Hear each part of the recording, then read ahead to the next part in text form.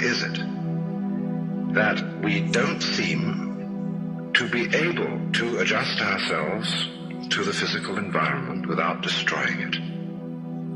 Why is it that in a way this culture represents in a unique fashion the law of diminishing returns, that our success is a failure, that we are building up, in other words, an enormous technological civilization which seems to promise the fulfillment of every wish almost at the touch of a button. And yet, as in so many fairy tales, when the wishes finally materialize, they're like fairy gold. They're not really material at all. In other words, so many of our products, our cars, our homes, our clothing, our food, it looks as if it were really the instant creation of pure thought. That is to say, it is thoroughly insubstantial, lacking in what the connoisseur of wine calls body. And in so many other ways, the riches that we produce are ephemeral. And as a result of that, we're frustrated. We're terribly frustrated. We feel that the only thing is to go on getting more and more. And as a result of that, the whole landscape begins to look like the nursery of a spoiled child who's got too many toys and is bored with them and throws them away as fast as he gets them, plays them for a few minutes. Also, we're dedicated to a tremendous war on the basic material dimensions of time and space. We want to obliterate their limitations. We want to get everything done as fast as possible. We want to convert the rhythms and the skills of work into cash, which indeed you can buy something with, but you can't eat it. And then rush home to get away from work and begin the real business of life, to enjoy ourselves.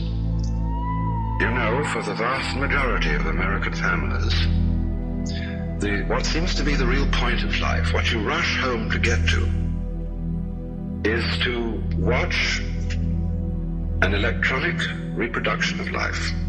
You can't touch it. It doesn't smell, and it has no taste.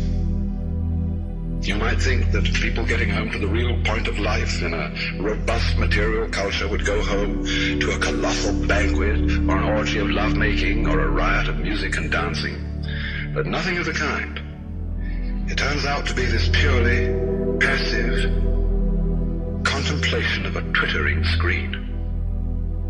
You see mile after mile of darkened houses with that little electronic screen flickering in the room. Everybody isolated, watching this thing, and thus in no real communion with each other at all. And this isolation of people into a private world of their own is really the creation of a mindless crowd.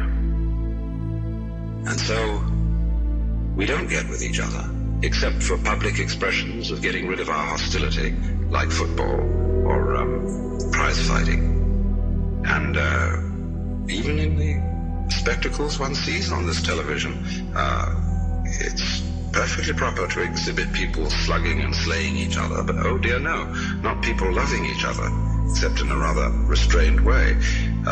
One can only draw the conclusion that the assumption underlying this is that expressions of physical love are far more dangerous than expressions of physical hatred. And it seems to me that a culture that has that sort of assumption is basically crazy and devoted, unintentionally indeed, but nevertheless in fact devoted, not to survival, but to the actual destruction of life.